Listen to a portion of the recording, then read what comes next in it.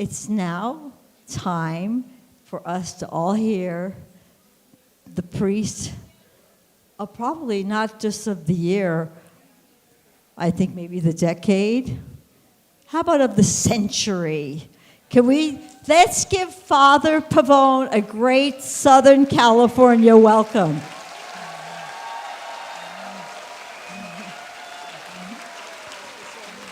You're very welcome. And he's taking you. He's taking you, yeah. Praise the Lord.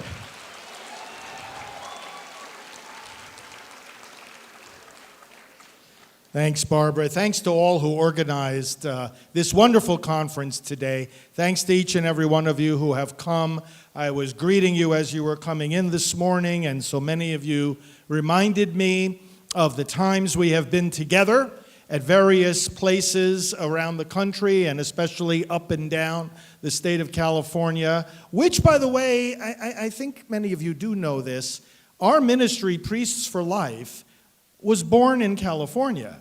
Actually, up in the San Francisco area, some priests of that archdiocese started it back in 1990, and I joined up 1990, 91, and then I took over in 93 as full-time director, not because simply that I was asked, but because, well, ever since I got involved in the pro-life movement as a teenager in 1976, I went to the third annual March for Life. The passion for doing something about this injustice of child killing in America grew stronger and stronger within me through my first years of priesthood.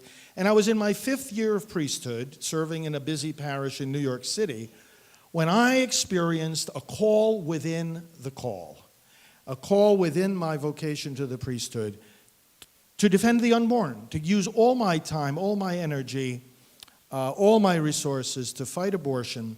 And I asked at that time the permission of my Archbishop, who was Cardinal John OConnor, a great champion of the unborn himself, as some of you no doubt know. And he said yes. So I've been doing that full-time since 1993. And over all these years, over all these decades, dealing morning, noon, and night, 365 days a year on abortion, I have told people across the country the pro-life movement is winning. And I've told people across the country we will celebrate in our lifetimes the end of Roe versus Wade, the advancement of protection of the unborn. We will see this victory. And the reason I've said this to people for the last 30 years is because of something they said in the civil rights movement. No lie can live forever.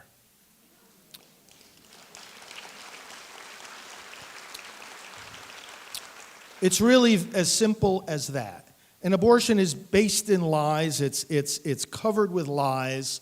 The whole movement of abortion is a lie. Jesus said it in John chapter 8. The devil is a murderer, and a liar, right? Lies and murder go together all the time. And this is what we have seen now. No lie can live forever. The truth comes out, and eventually things set themselves right. God is faithful. That's the ultimate reason. And also our American system of government is so resilient. We have within our system of government the ability to correct even the most grievous of errors, and to do so in an orderly, peaceful way. As people ask me over these years, well, will Roe v. Wade ever be reversed? How come it's taking so long? I pointed out to them, the Supreme Court reversed itself on segregation. Plessy versus Ferguson was a terribly disastrous decision, separate but equal. Segregation was okay. That was in 1896. It didn't get reversed until 58 years later. 58 years. In 1954 with Brown versus Board of Education. And so I kept pointing out over these last 30 years, I said, we're well within the historical time frame when decisions like this can be reversed. Be patient, keep doing what you're doing, keep working, keep educating, keep marching, rallying, praying, voting, lobbying, keep doing it. God will be faithful, and our American system of government will work in the end. And I've been saying for all these years, the days of legal abortion in America are numbered. And now, today, we can be here together as people of faith and as patriots and as pro-life people, as God's people of life. We can be here now today. And we don't simply say we're going to see the victory. We can be here today now and say a great victory has been won. And Roe v. Wade is gone.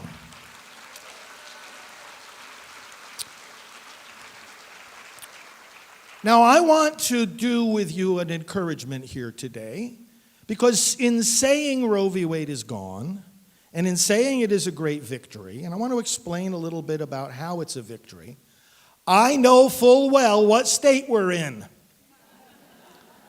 And I know full well the challenges you face here.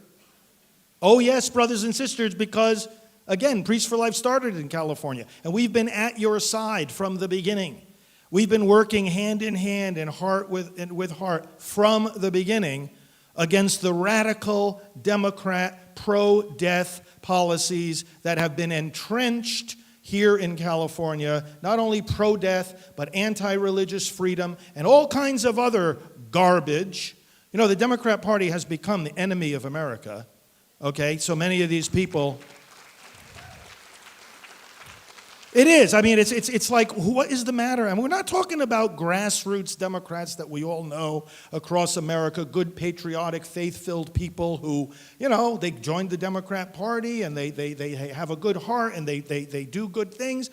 But the leadership of the party has changed and has abandoned those faith-loving, freedom-loving, pro-life Americans who may still identify as Democrat. They may be among our own friends and family members. We're not talking about them.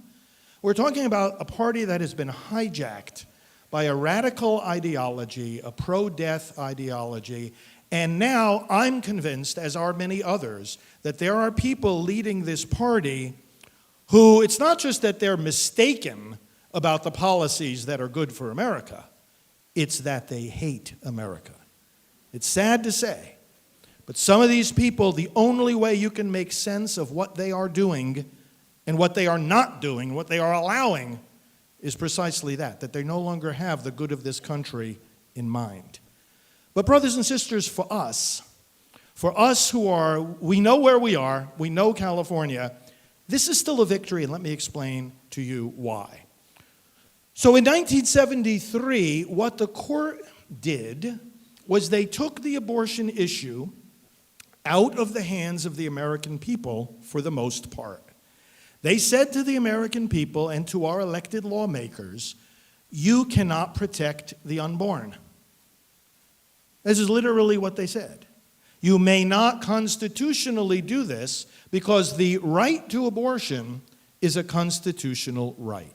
This is what the policy of Roe v. Wade handed on and imposed on our nation in 1973.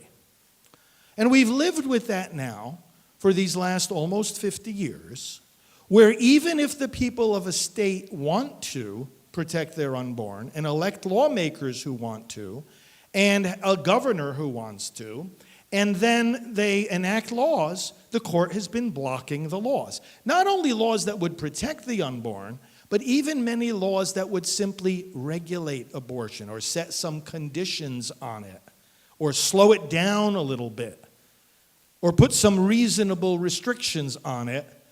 A lot of those, or regulate the clinics, right? Clinic regulation laws like, hey, you have to have emergency medical equipment on hand, you know, or you have to have trained staff to use it. I mean, basic things that everybody would presume are already in place. The abortion facilities are largely unregulated. And when we try to pass laws, and we do pass laws to regulate these facilities, a lot of these laws are struck down by the courts. In fact, before the Dobbs case, the last two abortion decisions of the Supreme Court, because since Roe, this court has ruled on abortion dozens of times, in 2016 and again in 2020, they had two cases dealing with abortion clinic regulations, in the name of Roe and of Casey, which was the decision in 1992 that upheld Roe, they struck down those laws. You can't regulate the clinics. You can't constitutionally tell an abortionist that he has to have hospital admitting privileges at a nearby hospital. So what I'm saying is, Roe and Casey, which were now both overruled, were blocking a lot of very reasonable laws and limitations that the people and their elected representatives were putting in place. Okay, and the reason being, well, this is a constitutional right. Friends, if something is a constitutional right, you can't make it illegal. If something is a constitutional right, furthermore, you can't even limit it except under the most narrow circumstances. Fundamental rights, freedom of speech, freedom of religion, various other basic freedoms. You can't even limit them unless the state is pursuing a compelling interest, as the court says. Got to be a really, really, really strong reason. And you put the smallest limitation that you need to put in order to accomplish that compelling interest. So if abortion were in that category, then you can understand why they strike down these pro-life laws all over the country. But now, here's the victory that the court has just given to us. It has taken that obstacle out of the way, and it has brought abortion back down, not knocked it down a bunch of pegs, and put it back into the arena of most of the other issues that our lawmakers deal with every day. Not letting it be in the category of some kind of constitutional right. The court has grabbed onto it and pulled it down and said, yeah, abortion could still be legal in America, but not on the basis that it's some kind of constitutional right. And what the court did was very simple. They looked at the Constitution. They read it. It's not a long document. It's not hard to read. They read it, and they said, you know what? It's not there. No right to abortion is there. And so the other side will say, yeah, but there's a lot of rights that aren't there. Right to travel, right to marry, right to educate your children. Well, why does it have to be there in the Constitution? And then what the court says in response to that is, well, if it's not in the text of the Constitution, it at least needs to be somewhere in the history. Because if it's not in the history of America, if you don't look at the landscape of American history and somewhere find some laws that acknowledge that right, or some court decisions in the other courts, or some scholarly articles, at least, in the rich body of legal tradition that we have, somewhere, somehow, the voice of the American people saying that this is a right, that this is a constitutional right. If you don't have any history to it, what's the danger? The danger is that the so-called constitutional rights that the court identifies simply reflect the policy preferences of the judges rather than the will of the American people. You see the problem here? Why it has to be rooted somehow in the history. It has to appear somewhere in the historical record. Otherwise, what's the difference between the Constitution and the policy preferences of the ones who sit on the court? So the court said, all right, we're going to look at the history. Is there anywhere in American history, in any court decisions, in any constitutional provisions, in any scholarly treatises, is there anywhere in the long history of jurisprudence and lawmaking in America that we find the right to an abortion?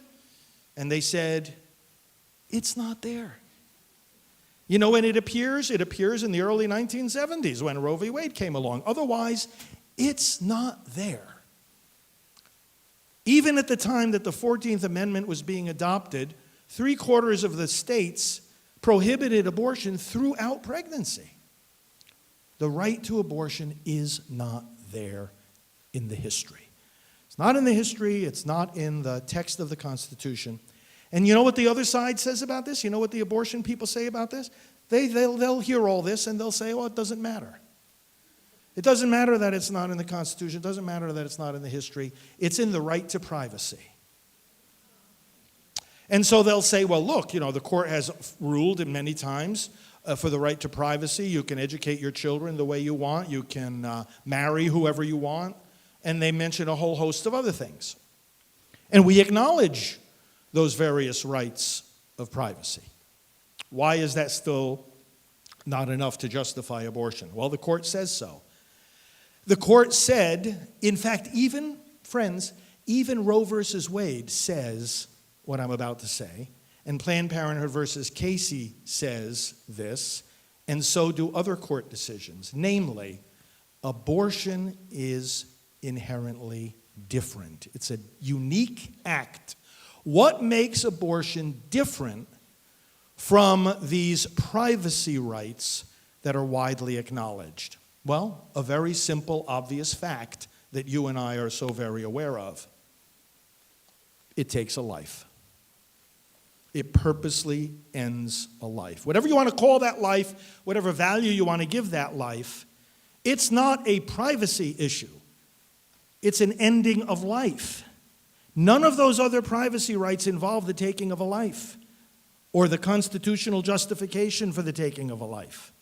As a matter of fact, the court had an opportunity in 1997 to judge whether there was a constitutional right to end your own life by assisted suicide, the Glucksberg case. And you know what the court said at that time, the Supreme Court? They said no. There is not a constitutional right to end your life. So this question of privacy, yeah, you can apply it to a whole lot of things, even things that are not written in the Constitution, but you can't, and we never in American history used it to justify ending another life. Therefore, and I've just summarized for you in a very small nutshell what the court just did. Therefore, in 2 weeks and 1 day ago, the court issued this decision which said, we hold that the Constitution does not confer a right to abortion, that Roe v. Wade and Planned Parenthood versus Casey are overturned, and that we return this issue to the people and to their elected representatives. That was the holding, those 3 sentences of the Dobbs case. Now, by the way, on my table out there in the hallway, one of the brochures I have, and I'll tell you about some of these other brochures, many of you have been to the table already, but the rest of you, I invite you to come, is about the Dobbs case. So if you want to have something in your hand, you can explain to your fellow parishioners or friends or relatives. The Dobbs case is a nice little brochure there. Okay. Now, still, I want to get to the question, therefore, having explained this to you, how does this help California? It helps us in a big way. Because first of all, notice what the court is doing. They're saying, look, there's lots of arguments on both sides of the abortion issue. The other side will talk about how, women need this and the women's freedom and rights and, they need this. And then we, of course, have our arguments about who the baby is, the science, the knowledge that we have of human life from its inception at fertilization. We know all the science. We know the harm, furthermore, that abortion does to the mother and to the father and to the family. So there's arguments on this issue all flying all around. You know what the court said? We said, we acknowledge all these different arguments that people are deeply convinced on both sides of this debate. What the supporters of Roe have to tell this court is not why they think abortion should be legal. We've been hearing those arguments for decades. We know. And we know why the pro-life people say it shouldn't. Here's the question that the Supreme Court just said the supporters of Roe need to answer, which they have not answered. Why is it the 9 unelected justices of the Supreme Court who should have the authority to settle the issue? That's the question. And the Supreme Court just said to us, we are no longer going to be the only 9 Americans who can decide this question. That's the victory right there.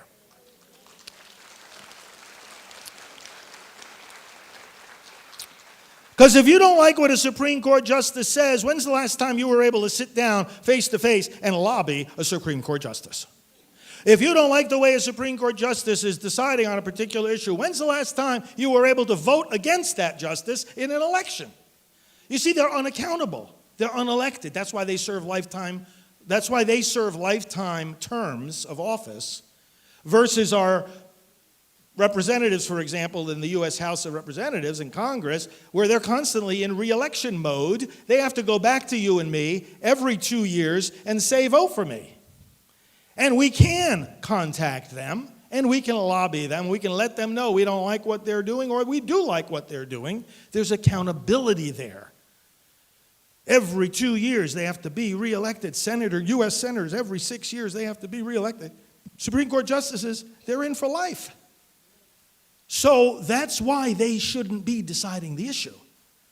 And they have realized that. You realize this was an act of repentance on the part of the Supreme Court justices, at least on the part of the 6 who ruled to uphold Mississippi's law, and the 5 of those 6 who ruled to completely overrule Roe and Casey. It was an act of repentance. Why was it an act of repentance?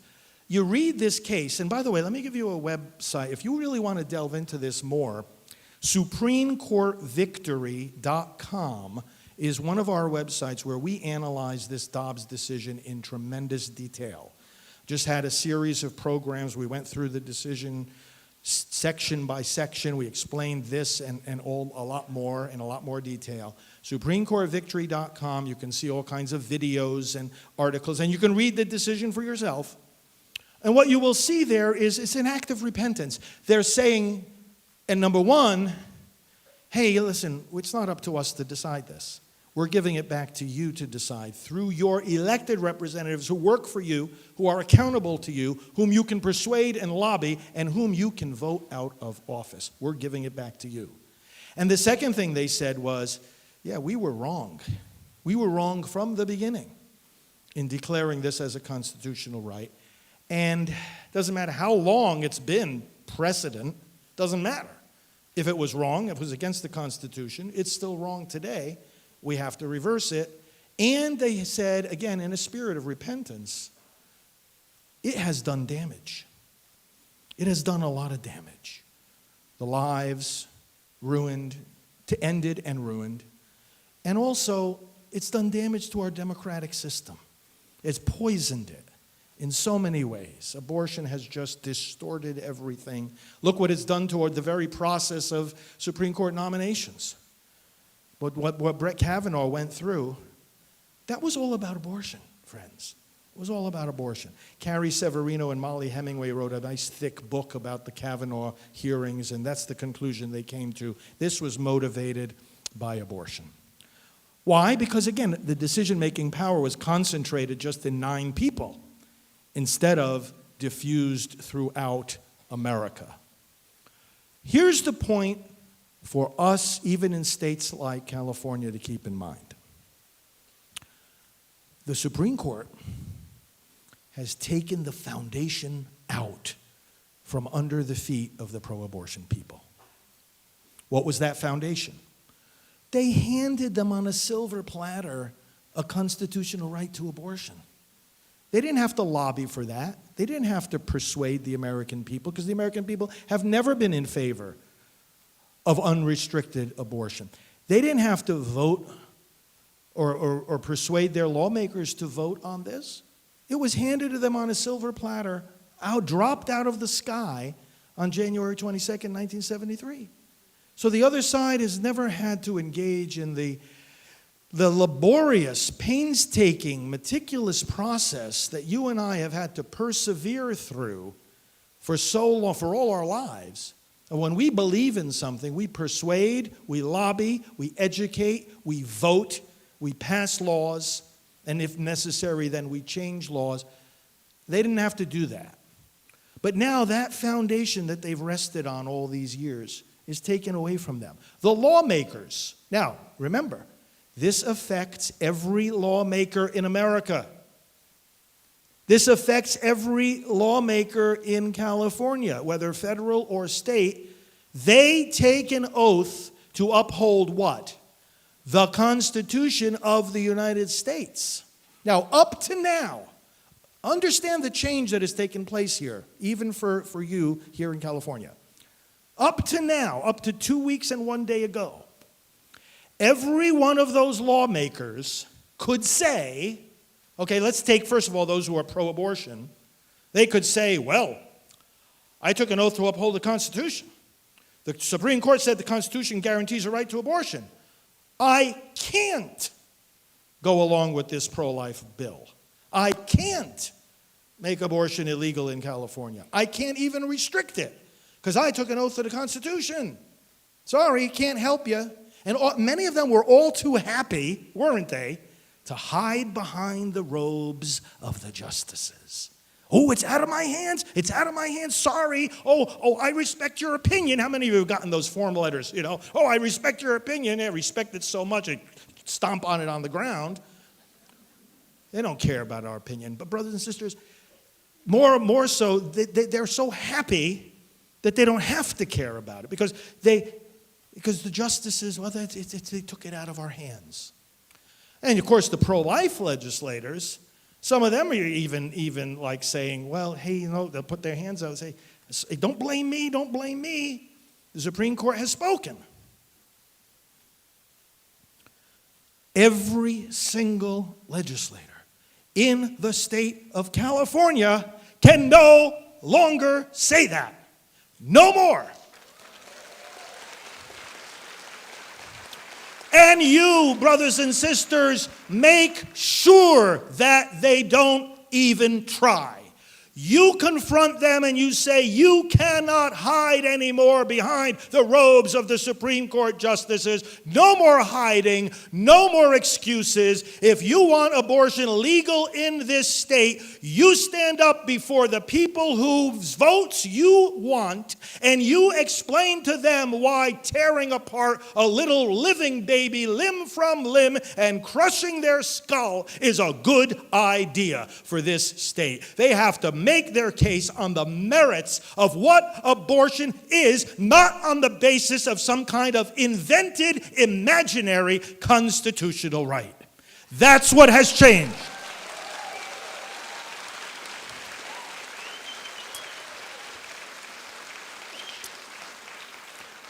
Not only has that changed for every state legislator that you have and every federal legislator that you have, it has changed for every other government official as well.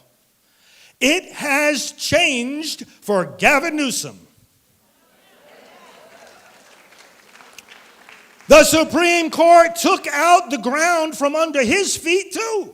He cannot say the Constitution of the United States guarantees a right to abortion. He cannot hide behind that anymore. And let me tell you something, as far as California becoming some kind of sanctuary state for abortion, for people from all across this nation that want to get an abortion, whether California is a sanctuary for abortion does not depend on Gavin Newsom. It's not up to him. It's up to you.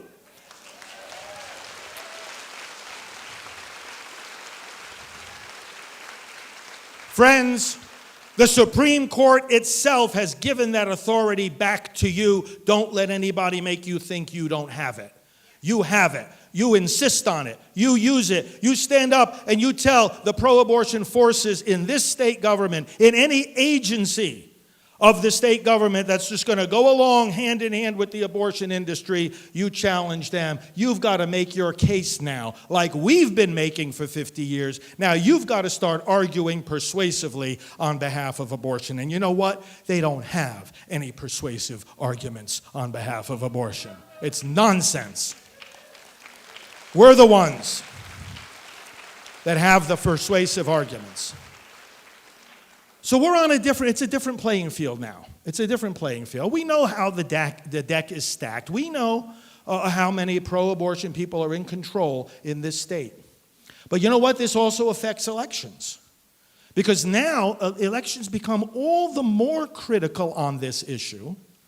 Because, again, the candidates cannot hide behind the courts. They have got to make their case to the people. If they're pro-life, the case is easy to make. If they're pro-abortion, the case has now become harder to make.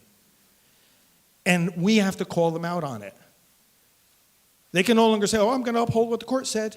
That doesn't work anymore. Doesn't work anymore. And this is just dawning on the folks on the other side. I don't think they fully realize how much has been taken away from them. And we don't realize how much has been given back to us.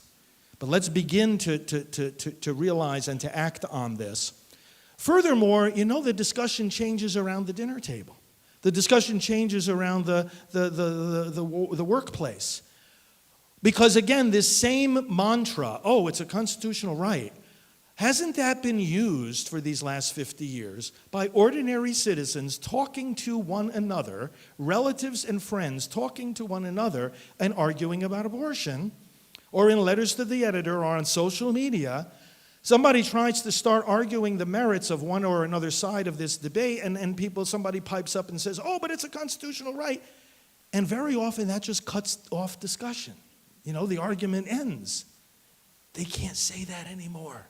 Not only can they not say that in the court, and they cannot say that in the state legislature, and they can't say that in the governor's office, and they can't say that in the State Department of Health. They can't say it anywhere. They can't say it around the dinner table. They can't say it in a social media argument with you. They can't say it any place. Pastors can't say it either. Those who are, sadly, pro-abortion, some of them, they can't say that anymore. They have got to, again, make the case for abortion itself. Okay, so we're in a new position of strength, and believe me, the implications of this and the way that this benefits us have only barely begun to be realized by the people throughout this nation. Day by day, hour by hour, the protection of the unborn is flowing across the country. Literally, day by day. Because some states have had laws on the books from before Roe versus Wade. Well, Roe versus Wade came out. It didn't erase those laws from the books, did it? It can't. A court can't erase laws from the books. Only a legislature can do that. A court can block enforcement of the law, but it can't erase the law. So now that the block is gone, these laws can be reactivated and are being reactivated in various states day by day. A second thing that's happening is that many states passed trigger bans, about 13 states, that said we're going to protect the unborn as soon as Roe v. Wade is out of the way. So those bans, some of them came into effect immediately on June 24th. Others are coming into effect now or in the next few weeks based on how those laws are written. Sometimes there's this time delay. But every day, practically every hour, right now, we're living through a very historic moment where the advancement of the unborn is progressing and expanding across this great land. A third thing that's happening is that many pro-life laws that were passed were enjoined. The court blocked them. They were in court. There were injunctions. And now, being that the high court has decided, those injunctions are being lifted, and those laws are going into effect. And finally, you have various states where new laws can be passed, will be passed. In your case, existing laws that must be changed. Friends, no law is permanent. No state is permanently blue, just like no state is permanently red. No legislative majority is permanent. We have got to rise up at this moment with new strength and determination and vision and say, you know what, we can change things even here. I'm from New York originally, so I know, living in an environment like, a very, very, very pro-abortion blue state is like. Nobody should doubt that these things can be changed. So this is a scenario that we're living in right now. Brothers and sisters, this decision happened on the feast of the Sacred Heart of Jesus, right?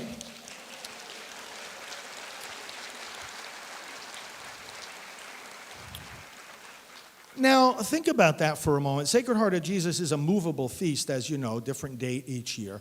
But it just so happened, right, that was the day. The mercy of that heart of Jesus is what we're seeing manifested here in this decision. Mercy on America, mercy on the unborn, mercy on our democratic lawmaking process. We do not live under a tyranny. This is what our founders fought against. and they gave the government to the people. Jesus has had mercy on this country because now he's opened up this door for us. And what a marvelous thing it is. He's had mercy, too, on the moms who will be saved. You know, they're not all going to come to California. Most of them are not going to do that, or to New York, or to Oregon, or to Washington. They're not going to. You know what's going to happen to most moms who don't know what to do about their pregnancy, feel they can't raise that baby, but now realize, or they're told, you can't have an abortion in your state? They're going to have that child.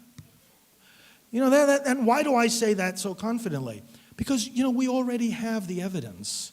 Because there have been, over these 50 years, okay, various things that the states could do to regulate and limit abortion. Even though, like I said before, you know, when you're considering something a constitutional right, well, there's very few things you can do to limit it. But there are some things. And some states have done that. Wherever there have been pro-life laws that have gone into effect over these 50 years in the states, parental involvement laws, clinic regulation laws, 24-hour waiting periods, informed consent, various legislation like this has taken place and has been upheld in court. That has been the effect.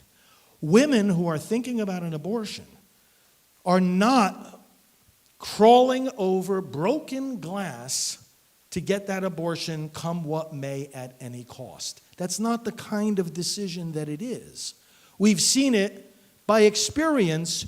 We have studies of how state laws restricting abortion have an impact, and the impact of that has been that these moms have the baby. And the people around them help them. And of course, we have the beautiful pregnancy center movement all across the country, the pregnancy centers outnumbering the abortion facilities by almost 4-1. Isn't it beautiful? So that continues. They're going to have these babies. Now, will some of them be willing to travel across state lines and undergo the trouble and the expense of doing that? Yes, there will be some, but not anywhere near, it's not anywhere near automatic. It's not anywhere near the kind of overflow that the other side wants to make everybody think. Nor are the numbers of babies who will be born the same as the number of those that would have been aborted. This is an interesting point. Since Roe v. Wade, 63, the proper number is 63.5 million lives have been taken in the womb in America. Now, right now it's about 1 million a year, the abortions in America. Does that mean that with Roe v. Wade overturned and more states protecting the unborn, that there will be almost 1 million new lives next year that we have to care for? And the answer is no. And here's why. And I'm not just talking about that places like California will continue doing abortions. I'm not talking about that. I'm saying even presuming that as of today, every state around the country stopped all the abortions, there would not be 1 million new babies next year. Here's the reason. Half of the abortions in this country are repeat abortions. You have to consider this. Half of the abortions, women going into these clinics who have already had 1 or 2 or 3 or more abortions. I've ministered to people who have had 10 abortions, and I even ministered to one person, believe it or not, who had 26 abortions. Now, think about why that happens. Friends, it happens because it's a cycle of self-destructive despair. Abortion brings despair.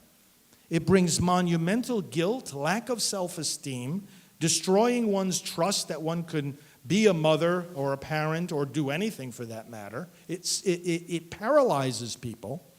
And so a lot of times you have the phenomenon of what we call traumatic reenactment. When somebody goes, those of you who know psychology will be familiar with this, somebody goes through a trauma, they can't understand it, they feel they can't control it, subconsciously what they end up doing is putting themselves back into a situation where the trauma is repeated. So somebody in an abusive relationship, you say to them, why the heck don't you just get out of that abusive relationship? Well, they can't. They want to they want to keep going back to the pain in the hopes of being able to master it or to overcome it somehow or to understand it at least. Many people do this with abortion. Or many of them they have the abortion, then they want a replacement pregnancy. They get pregnant again, then they don't feel worthy to be a mother because they killed their first child, so they have another abortion. What I'm saying is, abortion itself leads to more abortion. So if you prevent someone's first abortion, you are very likely preventing their second and their third. That's why when somebody says to you, oh, what are you going to do now with all these babies? There's going to be 1 million new babies. No, there's not. Oh, but there were 1,000 abortions in this community. Now it's illegal. What are you going to do with those 1,000 babies? No, there's not going to be 1,000 babies. Abortion leads to more abortion. Abortion leads to pregnancy that leads to abortion. And this is something people are not taking account of in this particular situation. Okay, that's one perspective. Bottom line is that we have lived through a tremendous victory here, and now our work in this great movement continues very much as it was before. The main thing that changes is that the work we do today, just like we did last month and last year and the last 10 years, has more of an effect, as I've already explained to you. You pass a law, now it's actually going to go into effect. You make an argument, now it's going to have more weight. And we continue exactly on the path that we have been. And for those on the other side who say, oh, well, now, you're going to have to step up to the plate. You make abortion illegal. You're going to have to take care of these women. What do they think we've been doing all along? Right? We've been doing this already. We know this full well. This is not new for the pro-life movement. Oh, all of a sudden we have to take care of the pregnant mom. We've been doing that. We've been the leaders in this great movement, and so now we simply continue on that same path, and we make it even more clear and more vigorously clear, that our message to people in our society who are thinking about abortion is not, we condemn you. Our message is, we are with you. Our message to those who've had abortions is not, we judge you, we condemn you, but it's that we are with you. And we want to lead you to the mercy of Christ. That's what we want to do.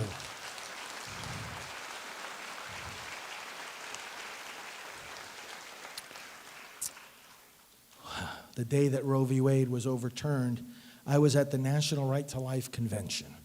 Imagine that. Hundreds of pro-life people and leaders were gathered together all in one hotel in Atlanta. We knew that the court was going to be issuing decisions that day. And so we were in front of our computers watching the Supreme Court website. We knew exactly what time they were going to send the decisions down. We were doing live broadcasting. In fact, how many of you watch our live broadcasts, A Priest for Life, every day? Yeah, a number of you were telling me that you do. EndAbortion.tv is a website, and you'll see links there to different YouTubes and Facebook and different social media sites. My address is Father Frank Pavone, F.R. Frank Pavone. We broadcast every single day.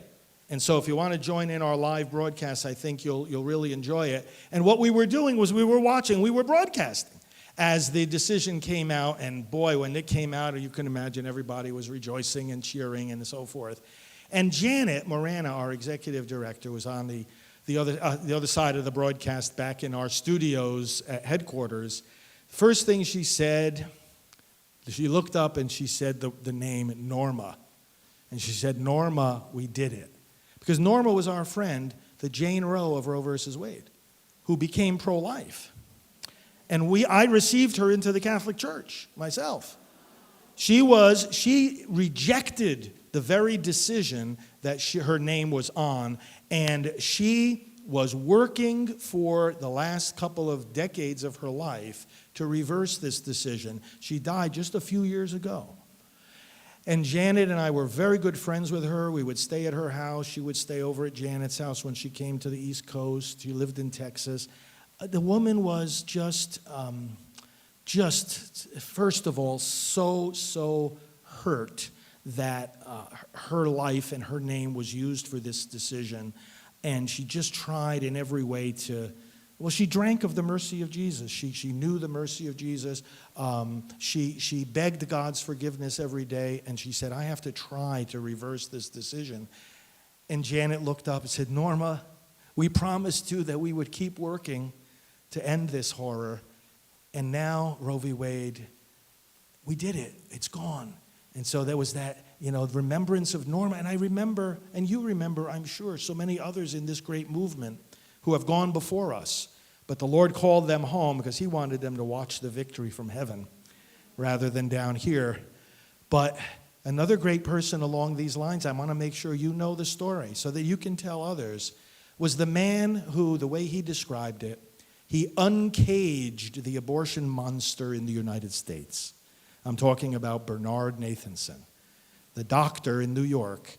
He was one of the architects of the abortion movement, and he was one of the architects behind Roe v. Wade and the whole strategy. The man became pro-life. The man became a Catholic. He became a bioethicist.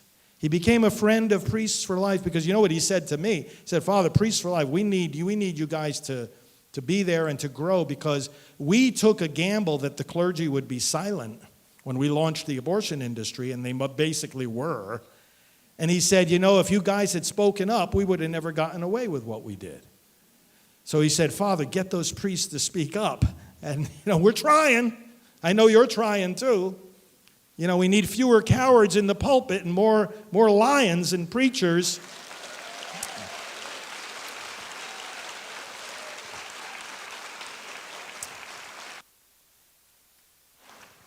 Boy, it's a... Huh? Yes, oh, yeah, well, I'll tell you about Abby, too. But Nathanson, right before he died, I visited him in his apartment in New York. And he was lying in bed. He couldn't get up. He could hardly talk. I had to go over to him, put my head down near his, and he greeted me. And the first thing he said was not about his own sufferings or about anything about himself. You know what he said to me? Father Frank, how goes the crusade? It's always... His mind was on us. His mind was on the pro-life people who, like he was trying to do, were trying to undo this terrible evil. And how goes the crusade? Friends, that question from Nathanson, let it echo in your heart. How goes the crusade? Even here on the West Coast, how goes the crusade? And then Abby Johnson, when she was working in the abortion clinic, you all know her story and the movie Unplanned. When she was working in the abortion clinic there in Texas, one day she looked out the window and she saw me praying out there. And she said to her colleagues, zoom in the camera on that priest that's praying there. And she said, oh, I know who he is. It's Father Frank. She says, I watch his programs on EWTN. While she was working in the abortion industry, she was watching my pro-life program called Defending Life. And she said to me, we've become good friends now, and because I was one of the first leaders that she came to after she left the abortion industry. She says, Father, you got to help me, because she knew we were helping people like Bernard Nathanson, Norma McCorvey, and all these other folks that worked in the abortion industry. She says, Father, you got to help me find healing, and we did. And now, of course, she's helping others find healing, as you know. And she said, I liked listening to those programs. I disagreed with you, but I enjoyed listening to all that. The Lord was leading her along, and she too has embraced the Catholic faith and just wrote a book called Fierce Mercy. Mercy. Because mercy doesn't start with the forgiveness of our sins. It starts with life. It starts with creating us. Even though we didn't deserve it, didn't ask for it, didn't earn it. Mercy is life is created out of nothing, and then the gift is given to the undeserving, and even when we rebel, he calls us back. Brothers and sisters, this whole story, these people like Abby and Norma and Bernard Nathanson, these are testimonies of mercy. These are witnesses of mercy. And this whole Silent No More campaign that we have of the moms, the dads, the grandparents who have lost children and grandchildren to abortion. Some of them sometimes guilty, sometimes not. Sometimes they were trying, the dads and the grandparents sometimes trying to stop the abortion, but they couldn't. They grieve, they all suffer. So do the friends, so do the abortionists. But silentnomore.com, another site to take note of, silentnomore.com, look at the testimonies of these people. You want concrete witnesses to the mercy of Christ in our day about the biggest sin of our day. Watch those testimonies, share those stories, show people how these folks can get up and say, I had my child killed, or I had 2 or 3 or 10 of my children killed, but the Lord has received me in his mercy. When people hear those stories, first of all, those that have had abortions are going to say, there's hope for me. Those that are thinking about having an abortion are going to say, I don't want to have the pain that she had. And those of us suffering from other sins that make us feel far from God are going to say, if there's hope for her, there's hope for me. It's new evangelization. It's the witness of the gospel, right? Beautiful, beautiful stuff. Friends, I want to give you the greetings here today of our whole team. You know, God has given me a beautiful team at Priests for Life, and so many of you, let me thank you for being supporters of this ministry. It includes Rachel's Vineyard, the largest abortion healing ministry in the world, healing after abortion, retreats. We do about 1,000 retreats. I know some of you here are involved in Rachel's Vineyard here in your own communities. Thank you for that. We got to keep inviting people to that healing. We have Dr. Teresa and Kevin Burke, founders of that, as part of our Priests for Life team. We've got Evangelist Alveda King, who has been heading up for many years with us the outreach to the black community, and they are rallying around the unborn as never before.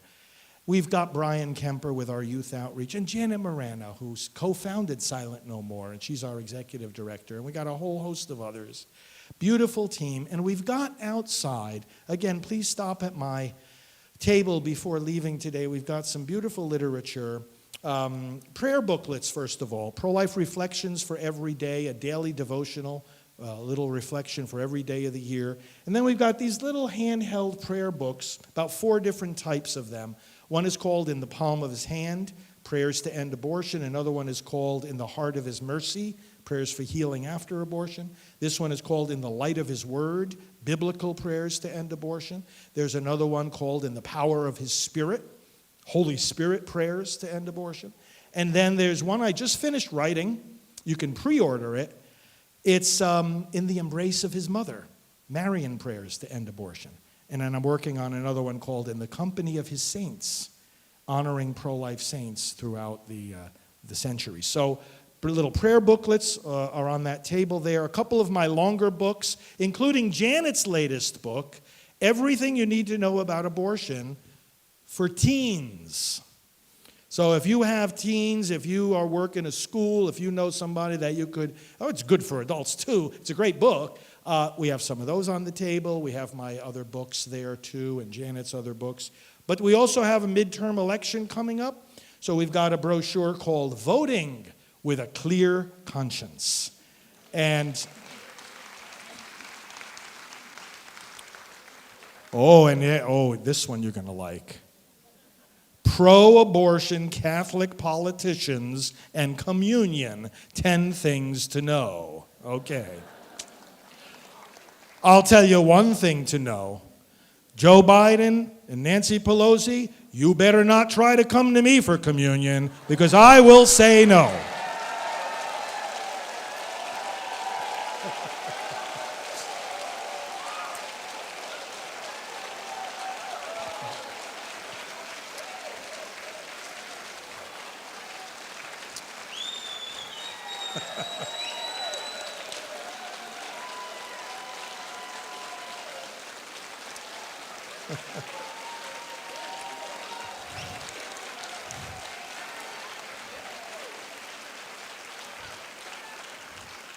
And God bless Archbishop Salvatore Cordileone.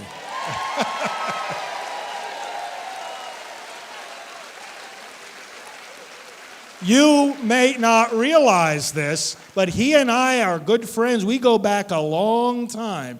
25 years ago, we were both living in Rome in the same apartment complex called the Villa Stritch for American diocesan priests working at the Vatican. We were both working in different offices of the Vatican. So way back then, Father Frank got to know Father Sal, and I was so happy when I heard years later that he became a bishop, because I knew he was going to do great things, and it's such a joy to see him standing up against this fake Catholic Nancy Pelosi.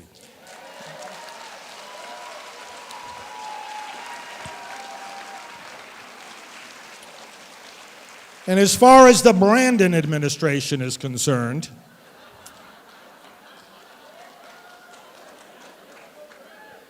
let's go, Brandon. This guy, I'm telling you, friends, what he did yesterday. Listen, yesterday he gets up, right, and he has this, I'm going to sign this executive order, we got to get Roe back, we got to save Roe. I got news for him and for you. It's bad news for him, it's good news for you. There's nothing he can do to save Roe.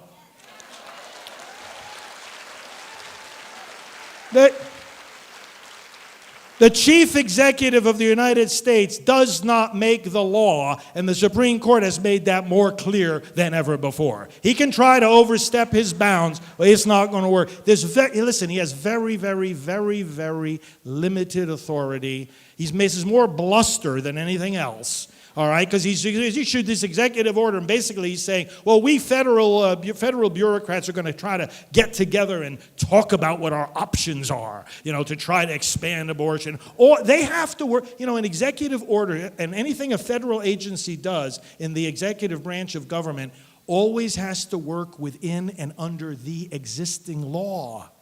They can't make law up themselves. If the existing law gives certain powers to certain agencies, they can make use of that. But let me tell you, there is nothing he can do to put Roe back. Finally, one of the brochures we have, My Heart Beats Just Like Yours, a beautiful, beautiful review of the baby, the development of the baby in the womb. So thank you, friends, for your perseverance.